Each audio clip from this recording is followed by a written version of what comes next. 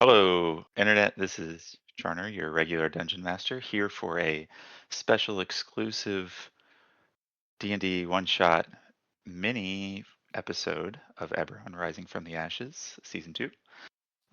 Last we left off, our party managed to split themselves completely, all four of them. And so we've decided to uh, run these short mini-sodes to get the party situated and get back together without wasting a bunch of table time and see where their individual paths lead off. So um, we're just going to go ahead and jump right into it. I don't think we need to do any announcements or anything today, do we, Mike? No. No. Cool. All right. So uh, we are joined with Falric as a very trying and difficult morning has occurred for him. Some assassins were sent to his family home in the city of Sharn um, to take out family members and as a threat to recover the clockwork orb that Merrick's Decanith was hoping to get back from the party from their mission, which they have elusively kept from him so far. So at the end of that combat encounter, Falric found himself fighting with somebody and jumping out of a window, falling several hundred feet to the bottom of the city, uh, somehow managing to slay the man before finding himself floating on the back of an air elemental with four hit points. Is that right? Yes. I Four think hit you're very points. low. Yeah. Uh, Clark is feeling weak, woozy, tired, and overwhelmed, and is on a cushiony pillow of air flying through the city. So, Falric, I'll give you a moment to collect yourself. Um, this air elemental, you're kind of riding on the top of this vortex. Uh, you can see what looks like kind of what darker images of clouds and things kind of forming around to make a face on the opposite side of the elemental, and some kind of twister like arms kind of just flailing around. It hasn't quite really, it hasn't paid attention to your presence, but it knows that you're there. Um, so you're riding like two to 300 feet above the ground at this point. Mhm. Um, Not moving terribly fast, but not, maybe 5 miles an hour or so, just kind of drifting along. Um, I need a little bit what, of what are you doing? lore, some Sharn lore about these air elementals. Now, this Right. is a Okay. completely natural thing to have these air elementals like just zipping around, right? This is Yeah. So okay. they're not like super rare sightings, but maybe once every couple days you might see one if you were to sit and watch. Because of where the the ley lines, the magic kind of intersects in the city, and that's how airships are so much more prevalent in the city than they are elsewhere in the world. It is an easy place for um, elementals to reside, to just kind of exist, keeping physical shape is much easier for them there than it would be elsewhere. And their powers are a little heightened while they're there as well. So they're especially in the wind where you are now. This would be a prime location for air elementals between the canyons of the city, Okay. and it's you know not quite sunrise yet, still pretty dark. Um, Sunrise doesn't really hit the lower parts of the city until later. So you've got the lights of the city kind of to look around at. You can look up and see the stars in the sky still and the moons, and it's a little chilly, but you're more, feeling rough at this point than anything.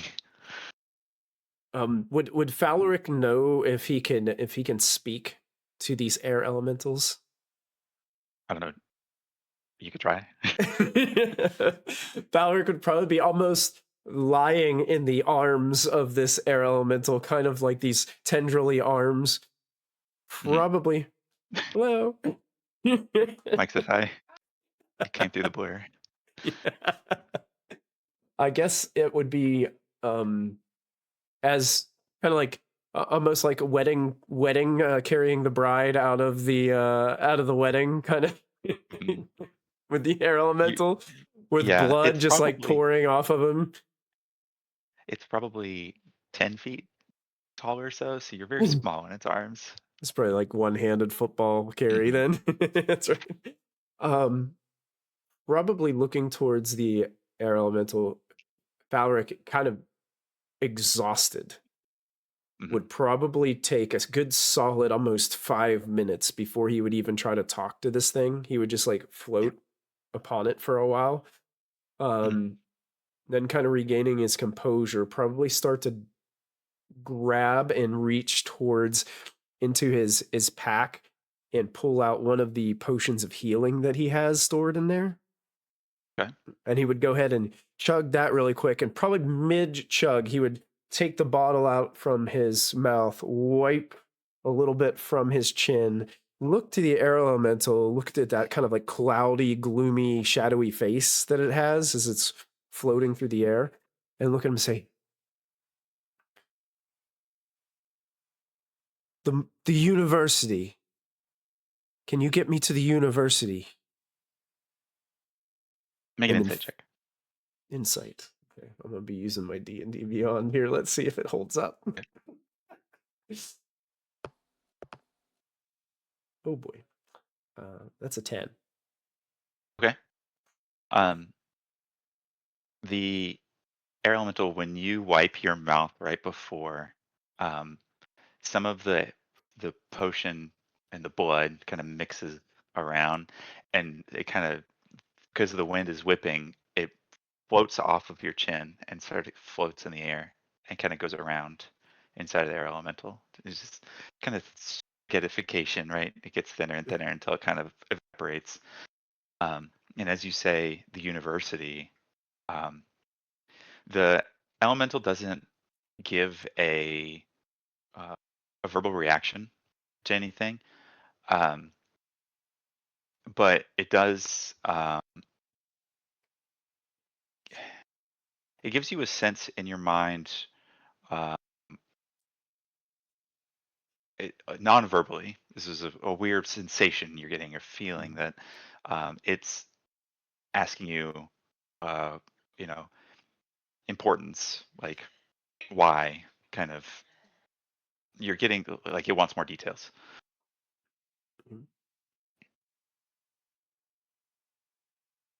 I would try to like gesture towards pointing in the kind of the direction where I would probably know where the university is in direction to where Mhm. I was located. So I'm going to kind of try, even, with all this wind wisping around me, pushing towards the direction is for safety, for everyone's safety, and point in that direction.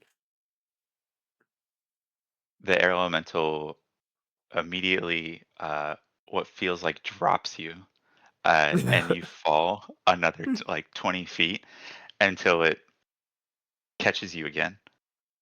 And yeah, it's like, Probably hanging by my ankles yeah, upside down.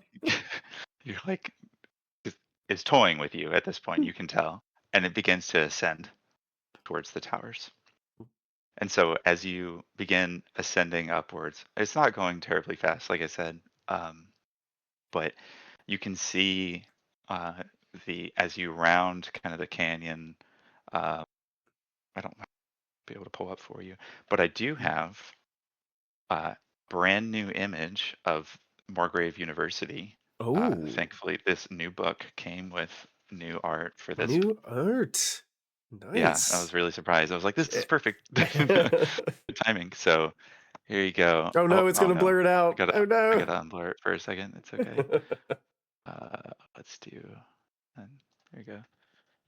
Oh wait, I just turned off the background and not the blur. I'm stupid. I work in IT, you guys. Blur, then there we go. Change background. Oh, there you are. There we go. Oh, wow. That even looks way cooler than I imagined in my head. I hate. Sorry, I broke your head No, canon no, there. no, no. That's good. That's good. Oh, I like all the Yeah. little like freestanding towers that are built off the edges of it, and it's not just hmm one tower in the center. It's got all these. Yeah, that's cool. So the courtyard, kind of what they call the grounds, is down at the bottom there. And it's kind of the Yeah. hangout spot for all the students and faculty and stuff. The middle levels are the library, and the spires themselves on the sides. Each one is named after one of the five. Is it the five continents? No, the five countries that make up the the main five countries that make up Eberron, the continent. So there's Breland and Arkarnath and Seer, Oh, they do have one Frame. for Seer in there. hmm Okay. What was built before Seer was Yeah, I got you. destroyed. So, and then the top Cool. parts is kind of like the main lecture halls and the faculty areas and stuff. Oh, that's So, cool. Yeah. so as you're ascending, Mhm. the elemental would like to know where you would like to go. Is there like two like where my dad's office slash because I think my dad's office was off of the library. I think that's where it was how we had it before. Mhm. Is there a like a ledge or a platform or something off of that floor that I would have access to inside the university if it dropped me off there, or would it need to get dropped off at the courtyard and then Um, there are ways to get to the library from the middle sections. There's kind of docks floating around and balconies and things. Um, so you can, people like to take a book outside or whatever. So, um, yeah, you can certainly find a place that would be more or less near where Targan's office would be. Sure. Yeah, that would be the ultimate goal is to get as close there if I can. If not, I would just clearly find anywhere where the air elemental understands me enough to be able to set me down on one of the platforms. And I feel like Falric would know his way in and around the university with his dad working there all this Okay. time. Yeah. So their elemental does take you to a balcony. As you reach the balcony, it kind of changes its shape in a way that you start to slide off of it and land on the railing, and a little cushion of air pushes you, so you fall down onto the platform there. Um, Go ahead Okay. and make a wisdom saving throw for me. Wisdom saving throw. Here we go. It's wisdom save. Oh man, I'm rolling terrible. 2 plus 2. That's a 4. Okay.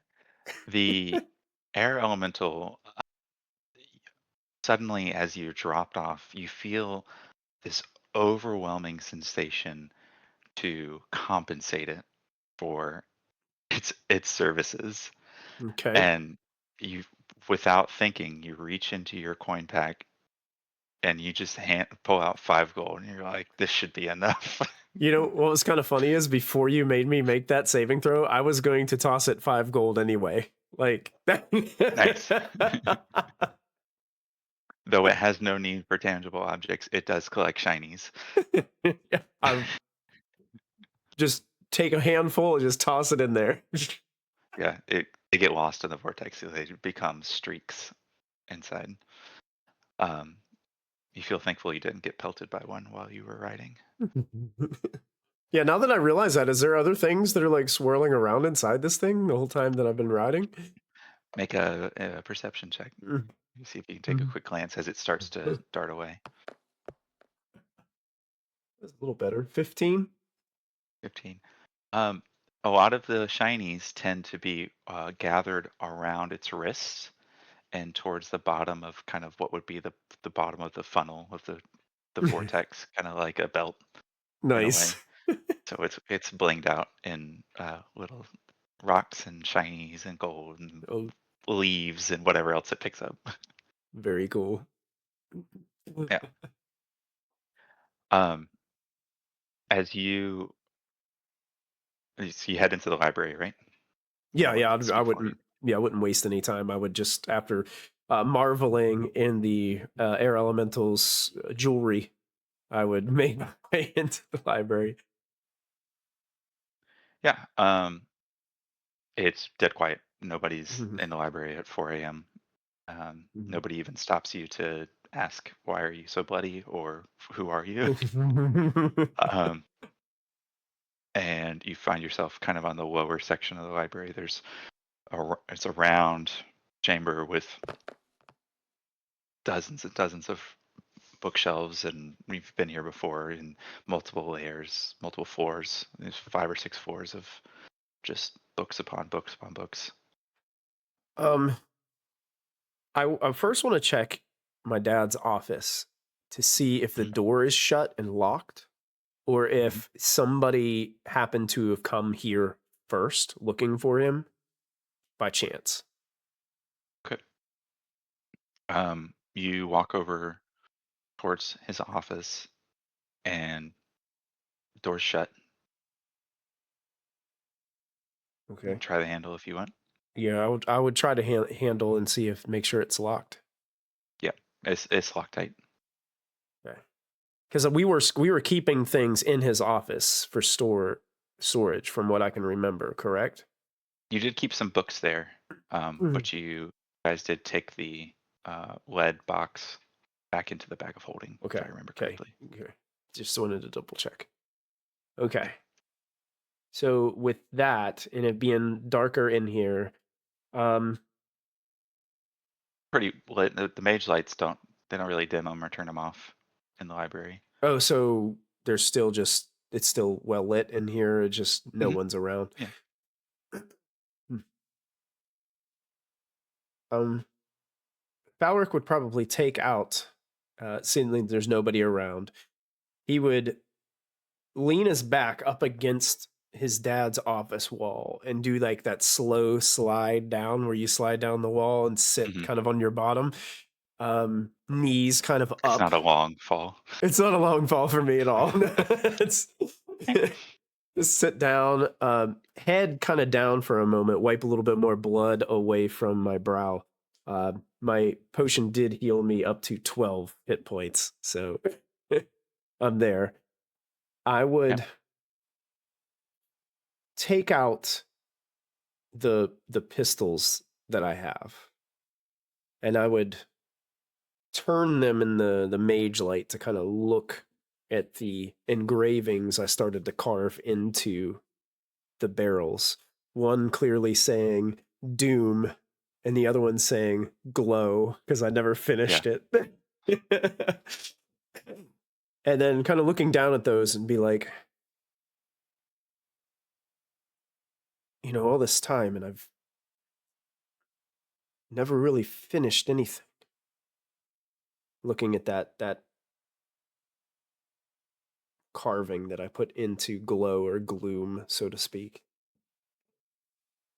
And then just a bunch of just sorry.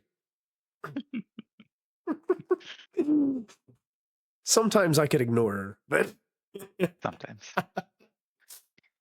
um looking back up with an intense look, just say to myself,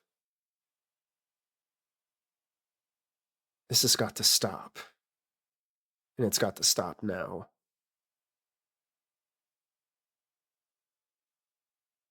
Are And you talking to oh yeah. yourself out loud, Yeah, talking to myself or out loud.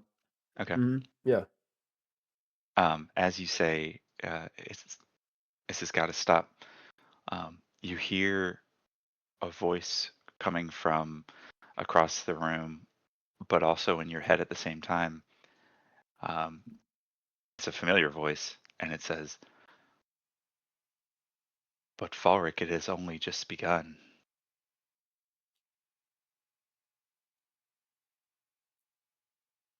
Who's there? I recognize this voice, but I can't see you. You have been summoned by Flamewind. Ascend. I take the pistols from the floor and I start to slowly rise to my feet, looking around in the through the shelves of books to see if I can see where Flamewind is speaking to me from. Yeah, about 4 stories up in the same spot she's always in.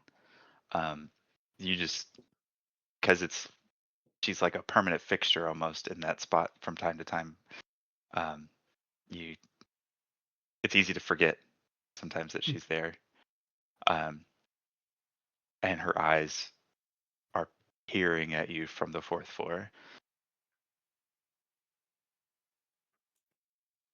I start to walk up towards the fourth floor, however long that takes with my little legs. Um, as you climb the final set of stairs to get to the fourth floor, that last flight starting to hurt your legs just a bit. Um, you see Flamewind has actually stood up and has started to move, um, and uh, is rounding a corner. Like away from me? Yeah, further down the shelves, maybe like 15 shelves down. She's turned to the right, down one of the aisles of shelves there. Falric could just be like, One of wait, those. wait, where are you going? And try to like go quicker Okay. so I don't lose sight of where Flamewind is off to.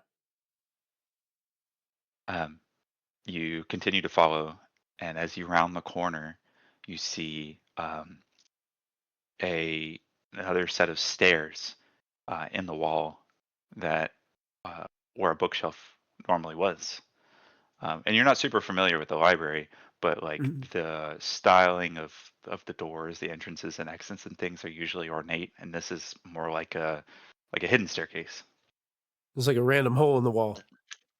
Yeah, Okay. a Is it giant lead? sphinx-sized hole in the wall, is it is it and it's leading leading.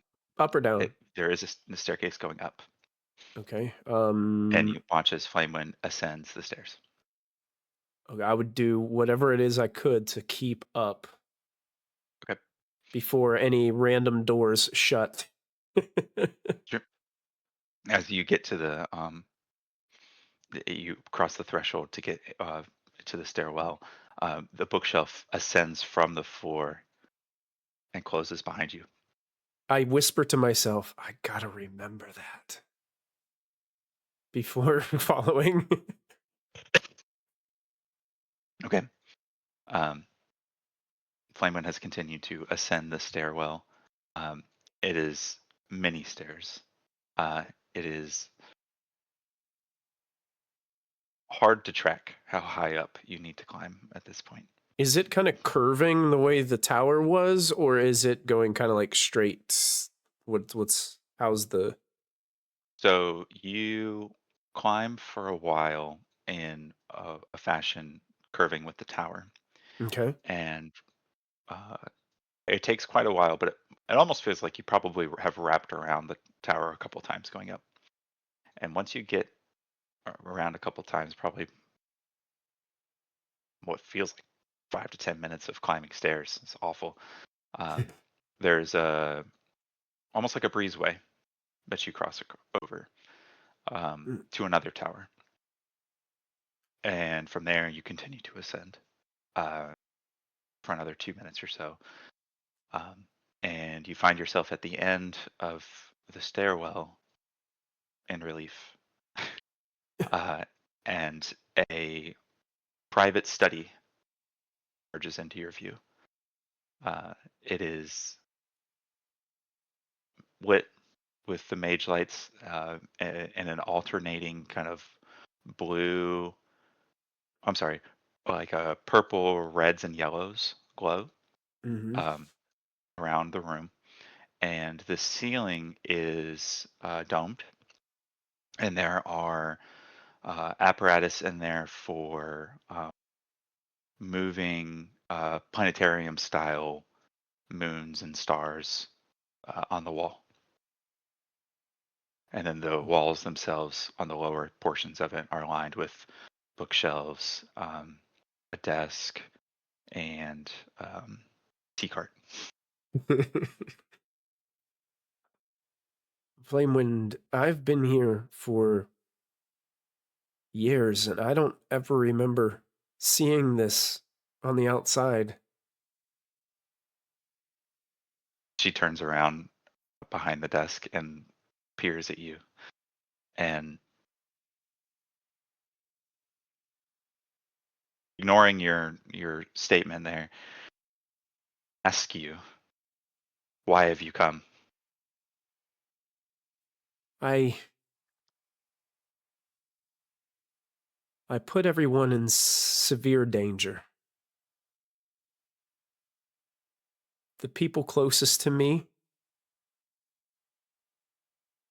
they they almost died because of me. And I don't want this to happen anymore. He It's looks at time. you. Go ahead. Oh, go ahead. No, that's fine. Go ahead. Well, it's and I look back at that gun that I only have half engraved, and I need to put this to rest. I need to finish it. As you're kind of opening up your fears to this Sphinx, um, you uh, hear in your mind as well as from her mouth, uh, and she says, "No creature was made, no solo creature made by the gods was ever meant to do more than they're capable of. Not without blessing.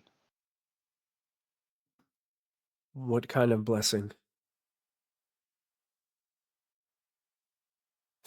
Your future is yours to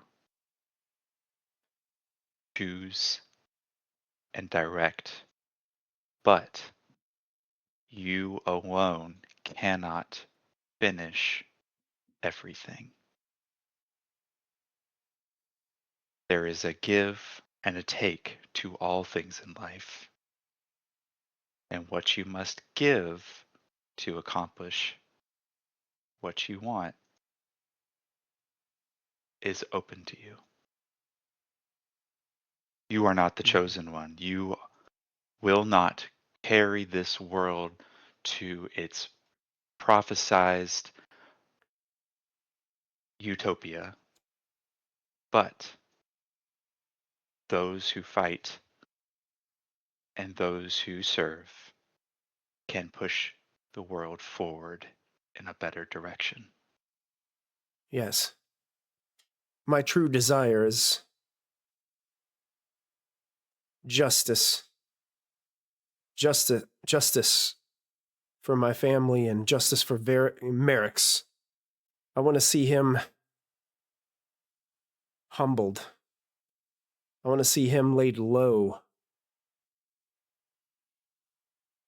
She walks from behind her desk and approaches you, and you realize just how large this creature is and how She ancient she is. probably the closer she And gets, she can see like the sweat starting to pour down his Falric's yeah, head. you will be humbled and laid low before you do unto others. And she places her hand on your head, her Mm-hmm. paw, Yep, probably like right? engulfs it. Yeah. And you enter your mind immediately. You black out from reality. You are transported to just your mental state. And you see you're inside of a building. Okay. And it's not unlike any of the other buildings that you've been in Sharn.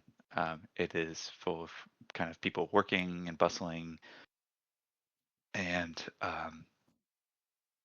you watch as you look kind of through the halls and through the windows and things of the offices in there. You look over and you see a printing press, and a sense of dread Oh, washes over you. The vignette around my view turns red. As you get this feeling of anger, a half-elven man rushes down the hall holding a couple papers in his hand, sprinting down to what looks like the editor's office at the end of the hall. And he's like, I've got the story that you have to run this first thing in the morning. It's the clover fields are ruined. This will put them into the ground. And you run up behind him. I mean, you can enter the office and Oh, so like I'm like uh, physically there in you're this there. moment. Mhm. Okay, yeah, I was gonna say I would run and try to like grab the paper from him. Okay. You do that, and as you go for it, holds it up over your head, and he's like, "Who's this guy over here?" And he starts like pushing you out of the way with his foot, and he just hands it over to the editor.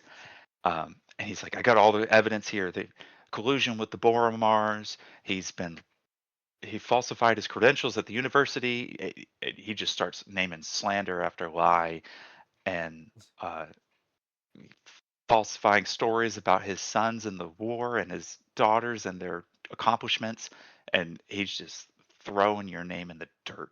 Falric at that point would probably just like go almost like berserk Yep. and just start like screaming towards these individuals.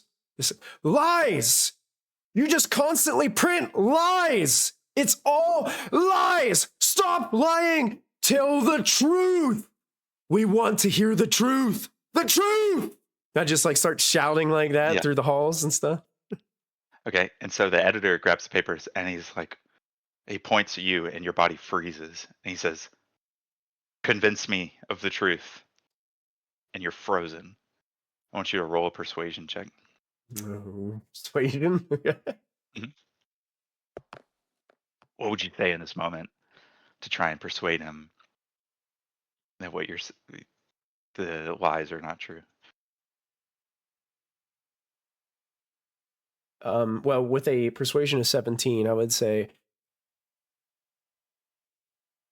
I would say, I have access to all my father's credentials. Mhm. They are indeed what they say. And the editor says, "And we should go verify those before we print this story." I will bring them to you myself. Okay. And what about the collusion with the Boromars? You're going to have to help me on this, Charner, because the Boromars Mhm. was a while ago. It was. And I don't And remember like at the moment, me or there is no Michael. collusion. Oh, So great. the Boromar We, clan it was a has long heavy time collusion. ago, because that was Mhm. like with glitter dust, wasn't it?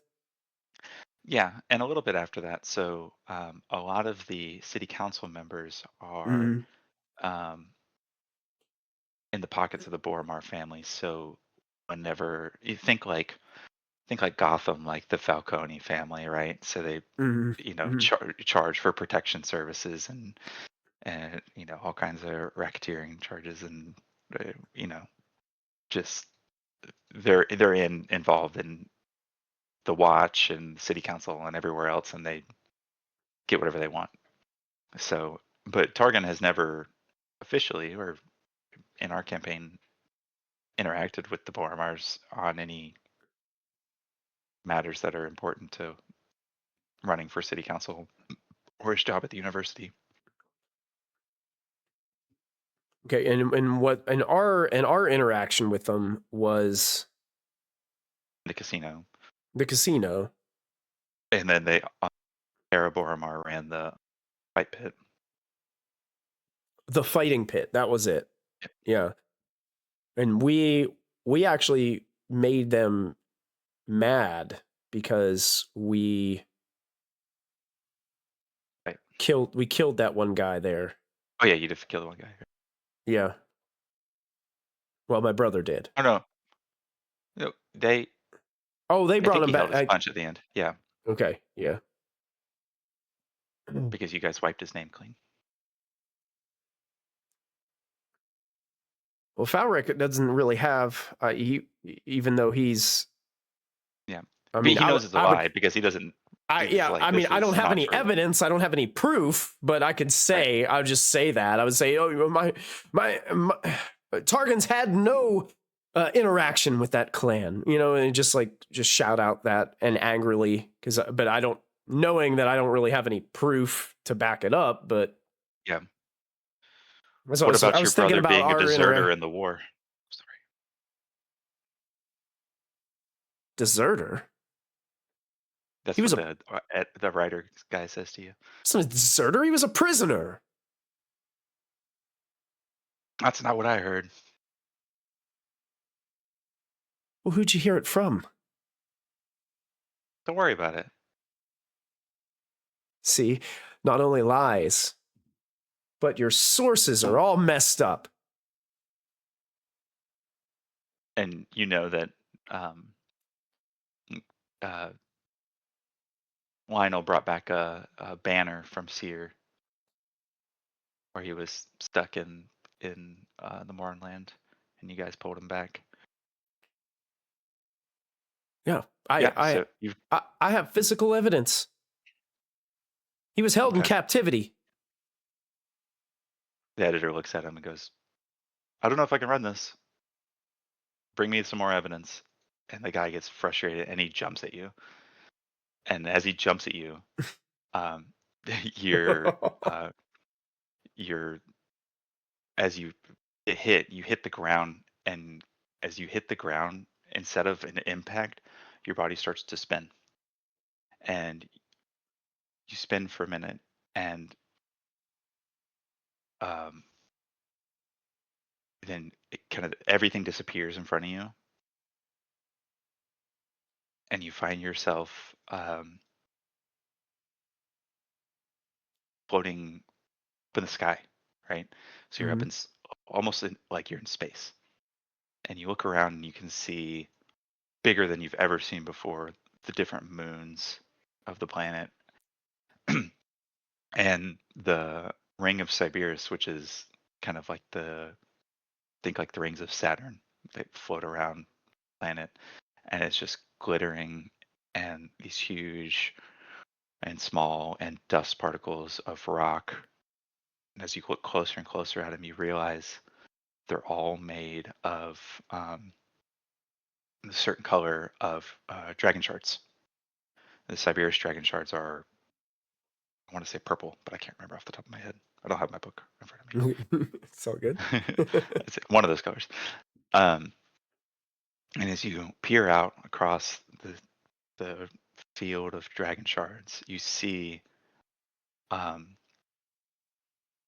behind you, as you kind of are getting your surroundings, you see your friends. You see um, your brothers and sisters. You see your parents. You see V and Rook and um, you see Liam there. You see Kala. You see Holly. You see Griffin. You see people that you've met recently and people you've met in the past, people that you've gone on bounty hunts with in the past. And in front of you, you see your adversaries. You see the bounties that you've hunted down in the past. You see people, you see the Dask that you fought Mhm. early in your adventures. You see just an overwhelming number of enemies confronting you, and they, have a feeling deep down that they want not only to hurt you but the people that you care about behind you, and they move forward, and these rocks that are carrying them lurch closer and closer to you. What would you do? So they're on these dragon shard stones, and the Mhm. stones are kind of like zooming towards me. Yeah, there's dozens Okay. of people Okay. And and am I monsters. also standing on one of these shards? There's one nearby. Okay. I'm gonna try to like swim towards the Okay. one and hop on it and see if it will Okay. also propel me.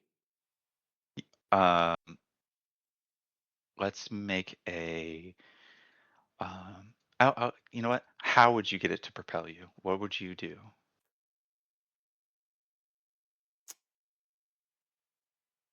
I would try to think of all the times that Rook has used one of these shards or had one of these Mhm. shards out and think of ways that she made them work.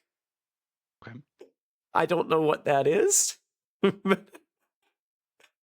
Usually she was sticking them into some type of machine to run them. I believe Yeah. that's what she did with her little robot pet cat. Yep. Um, You put your hands on it and you kind of focus your mind on what you want it to do. Give me a let's do an intelligence check. Probably a disadvantage. oh, good. It's a -1. Let's see. It's okay. It's not a -4. Disadvantage. Okay. So with this, oh, you're gonna really like this one. So I rolled a 1, -1 is a 0, and then I rolled a 2, -1 is a 1, so that's a 0. Nice. So you put your hands on it, and as you think, go forward, the front of the rock goes forward, and you begin to roll. And you're rolling in space, and you watch your friends pass by, and then your enemies, and your friends, and your enemies, and your friends, and your enemies over and over and over again. I try to just hold on for dear life for a moment and try to just pull on it to see if it'll stop if I just put pressure on it.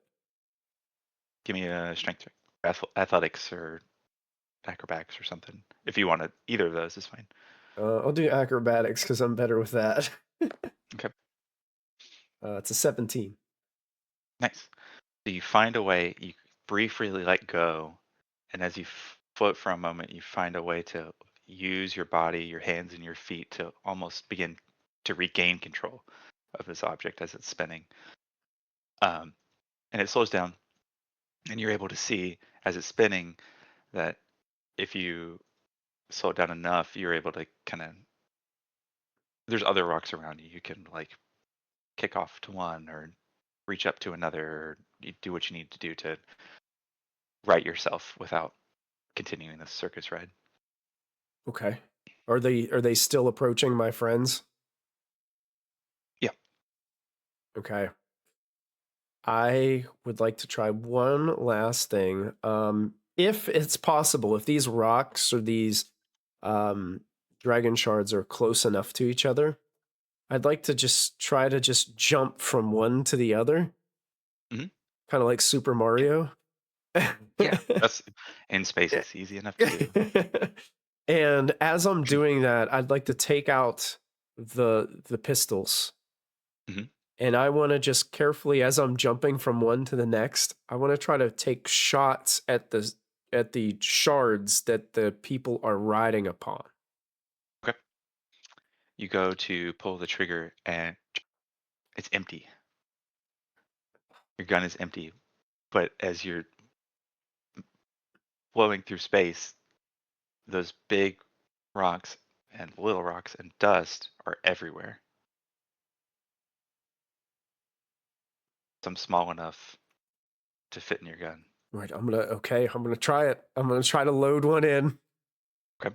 spin the revolver, and then fire one and see what happens.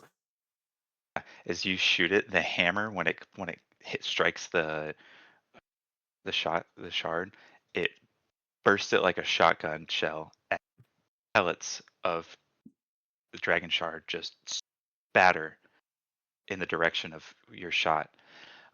And one of the uh, rocks that has a couple people on it, um, as the dragon shards hit, they vanish like ghosts and disappear off of the rock. And there's still dozens out there, but you've made progress. Okay, seeing that that is working, I would just like as I'm bouncing, just trying to grab whatever small shards look like they will fit. After a couple of bounces off of these shards, in between those, I would stop for a second, load the gun full, and then start bouncing again and just firing upon the other ones that are trying to focus on the ones that are getting as close to my friends first, and then working my way back. Okay. Um, Give me a. What's your passive perception? Passive perception is a 12. Oh, okay. Um, you notice as you begin firing over and over and over again and pulling on these dragon shards and continuing to reload your guns over and over again, every shot that you take, that extra bit of etheric powder that comes out the back of the gun as you shoot it, and it coats your hands in a bit, right? Like Mm-hmm. the black powder would with soot, and it begins to get on your hands and starts to go down your arms. And as you're doing this constant load and reload, you can see as the powder, you manage to wipe some of it off. Um, the purplish glow begins to glow in your veins and your fingertips and your knuckles as you continue to shoot over and over again, and it creeps further and further down your arm as you go. And I think Falric wouldn't, he would notice it, Mhm. but he wouldn't stop. He would Yeah. just keep going. And this whole time he would be just constantly thinking about, I'm going to continue to be in the way. None of these people are going to get by me. Okay. Um, as, as you fire over and over and over again, the uh, the purplish powder begins to go up your chest and up your neck, and you begin to feel your face tingle and burn. And as soon as it gets close, you shoot the last shot towards the last group of your adversaries. Your vision goes purple and then black, and you fade out again. And as you fade out, you feel yourself lying on your back. And you feel dark but warm. And as your ears kind of ring, you it comes clearer and clearer, the sounds around you. You hear the sound of chopping and grinding and burning and slashing and cutting, and over again you hear this drone of like just hard work, and uh, you try to sit yourself up, see what's going on around you, and you see a very dark, dim cave with the soft glow of fire and lava around the edges. And what you see in front of you are these giant roots coming from the ceiling of this cave down. And in front of these roots, you see um, these creatures, you see these men, you see Warforged, and they are hacking and clawing and sawing and chopping at the roots of this tree over and over again with these dark black weapons and tools and instruments. And they don't notice you, but they continue to work hard and take these pieces and put them off in these mine carts down this tunnel.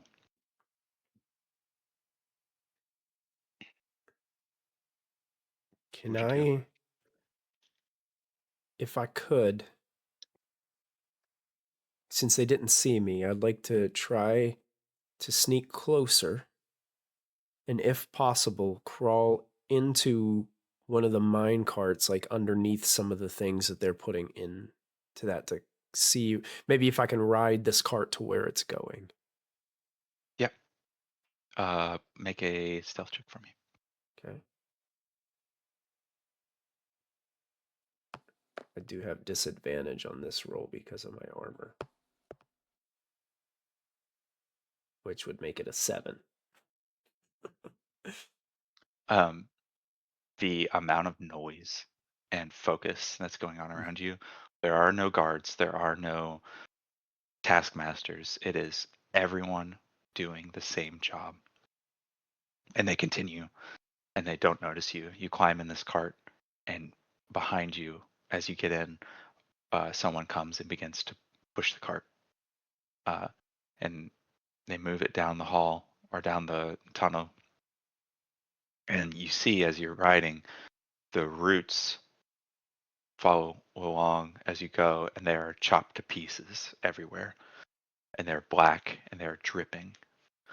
And as you get down the tunnel a ways, another cavity opens up, and more of that warm lava glow you see, and you watch as piles of this chopped wood are thrown into furnaces, and these furnaces continue to churn out more of this. Or the workers there are using the furnace and the forge to create more of this black metal that you see on these tools. And as you look over towards the workers, you see dragons, these mechanical dragons, not unlike Kalmekia that you fought in Yeah, Hornland, yeah. breathing their dragon fire into the forge to keep it going. And you see um, s- uh, the other two dragons that chased you through the portals between Sharn and the border of the Mornland, and over towards where the kind of the process ends, the output of the metals, you see a warforged and a man, and you see the giant bladed wings on the back of the Lord of Blades, and you see Merrick standing there with his goat uh, steel defender, and they're inspecting the metals, and they're using that metal by in that same chamber out of a new creation forge. The clockwork orb is there, and they take the metals to the forge and begin with Merrick standing there at the orb, generating new blacked, corrupted warforged in this process.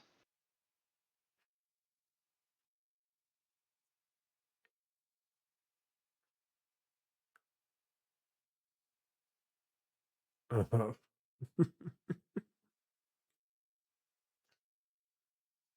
Out of character. That's badass.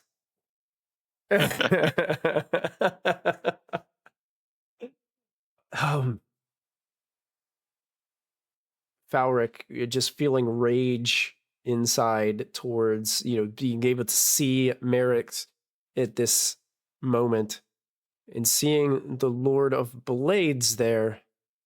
Is that, do I get the sense that this is like, I'm seeing a vision of the past? Um, Because I saw the Lord of Blades, I saw V kill the Lord of Blades. and you melted his head down. Yeah, Mhm. you turned it into a box. Yeah. Um, you're unsure of the reality of what you're seeing, whether Mhm. it's whether it's a vision of the future, of the past, of possibilities, of Mhm. um, it could be anything. Your Falric is very unclear of what he's seeing, but you do hear Flamewind's voice inside your head again say, "You can't do it alone, but you can choose to ascend." Yes. Yeah, I know.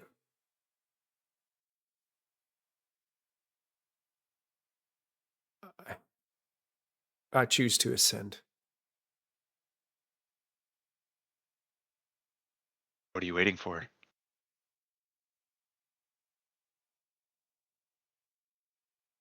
I guess Falric would, in this cart piled up with chopped up pieces of this tree, Yeah. I would just kind of like stand up, burst out of it, let the wood kind of just fly off of me, no matter how many of the other folks are around from pushing down the cart shaft down here. Um, and would just stand as tall as he can and try to think of any other ways As you stand to. tall, you Mhm, look down at your hands as you go instinctively to grab your pistols to defend mhm, yourself, mhm. and your hands and your veins and your arms still continue to glow that dark purple, and you feel energized and powered and unstoppable. I would just reach for the guns with this illuminating purple and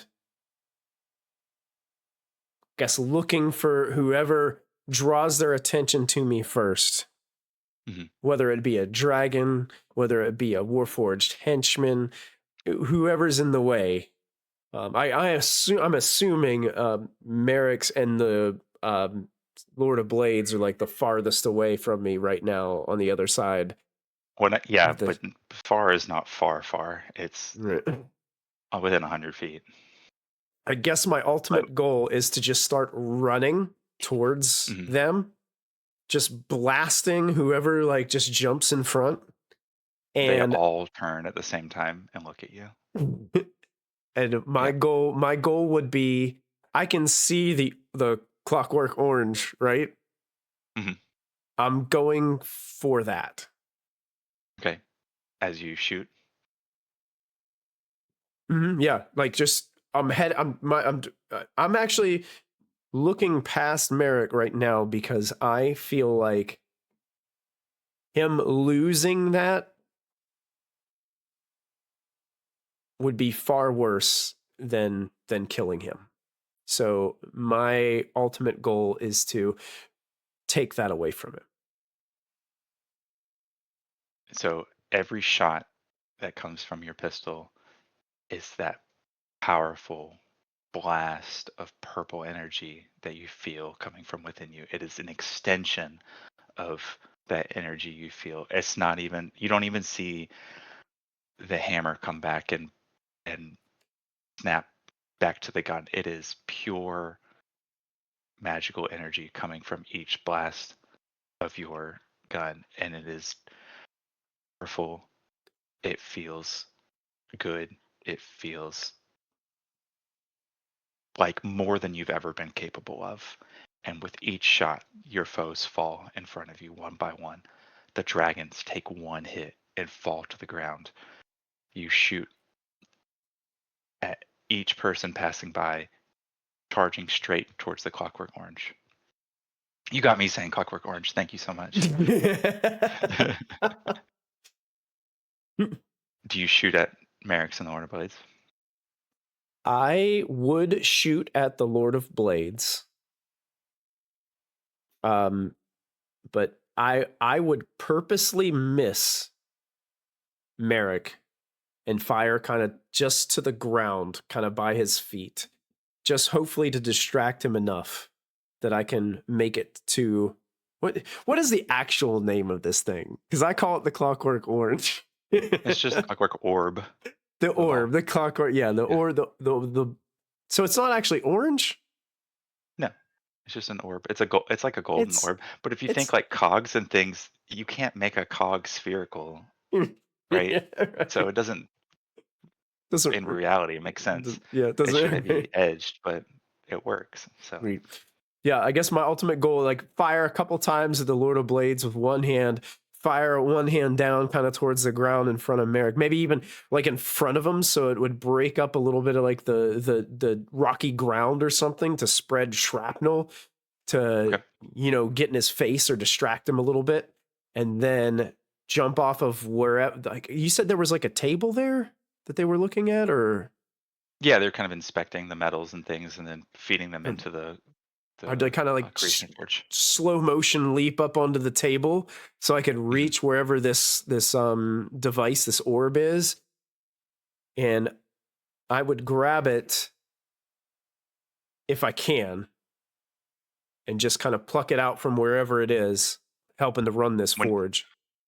when you put your hands on the clockwork orb, the um, the vision begins to crumble, and the Mm. walls and the floor and the um, everything all falls apart around you, and you tumble back holding the orb. And as you tumble back, you fall and land and sit back up against the wall again. And you look around as you snap, your vision comes back to, and you're back in your own body, leaning up against your dad's door to his office. And there's nothing in your hands. And Doom and Glow are sitting in your lap again.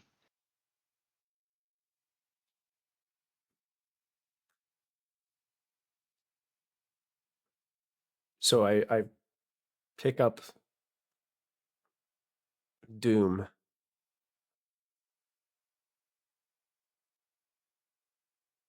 Is it like, is it kind of just like I left it? There's nothing different about. The only thing that you see different about Doom at the moment is the revolver on the inside is filled at the inside of each one with 6 tiny purple dragon shards. Can I yes and this? I was gonna say that when Falric turns it over to where the etched in word Doom once was written on the barrel of the gun, it no longer says Doom, but on this gun it says Truth. And when he picks up the other gun, he turns it over and it says Justice carved in the barrel.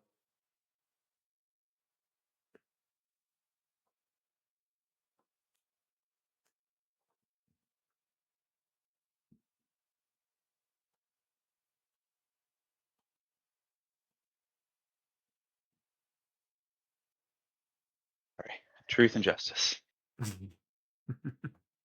Placed Doom and Glow. Mm-hmm. They are spelled completely They are complete. all the way. Yes. Mm-hmm. Yeah. And it looks like And it doesn't look like somebody like Falric scratched it in. It looks like it was etched in, but maybe in a different manner. mhm, I'll allow it. Right. Hey, let's pause here for just a second because misery is optional and I have to pee really bad. Okay, gotcha.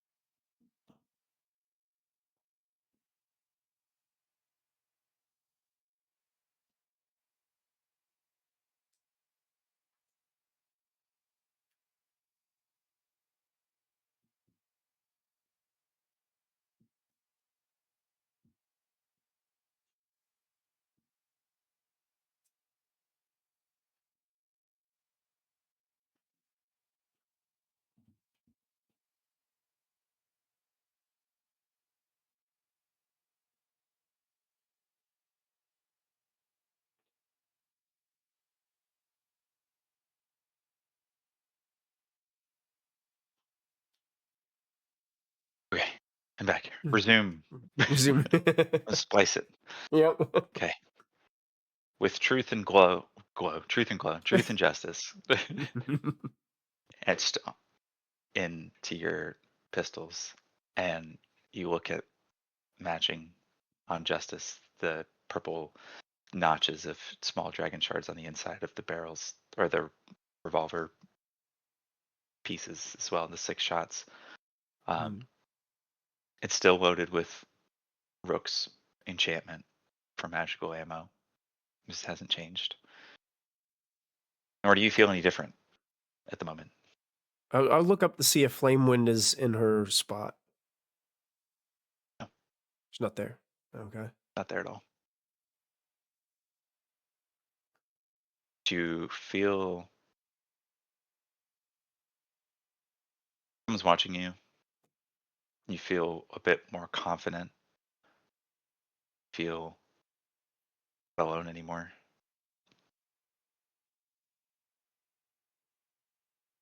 I would stand up and kind of like brush myself off, put the guns back in their holsters. And then immediately my attention would be to I've got to get back home. I've got to see if my friends are okay. And I got to make sure my family is. As I was flying off, I was sure that with knowing what I knew, that my brother was awake and that help was on its way whenever I shot the flare. But now I'm thinking, I've got to get back there in a hurry. Mhm. And I would You look out yeah. and see the sun has started to rise outside. There's still nobody in the library yet. It's still too early.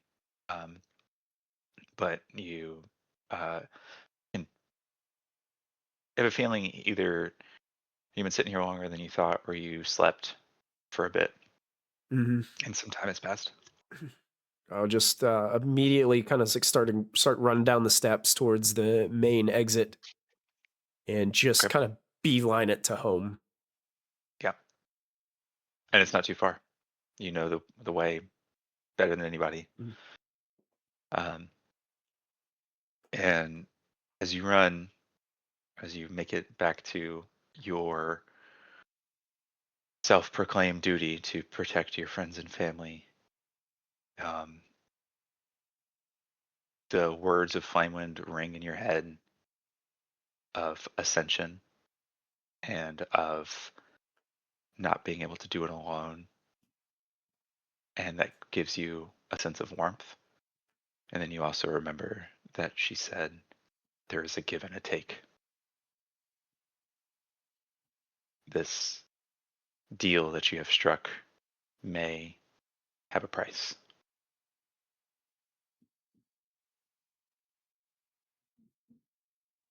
Probably should have asked about that. Oh well. Oh well, too late. That's right. So you run home, and Mm. we'll leave you coming back as one of well, I don't know exactly the timing of everyone getting back yet, as we haven't done the other sessions. But Sure. what a cool moment! Yeah, it was That fun. was really exciting. Yeah. Yeah.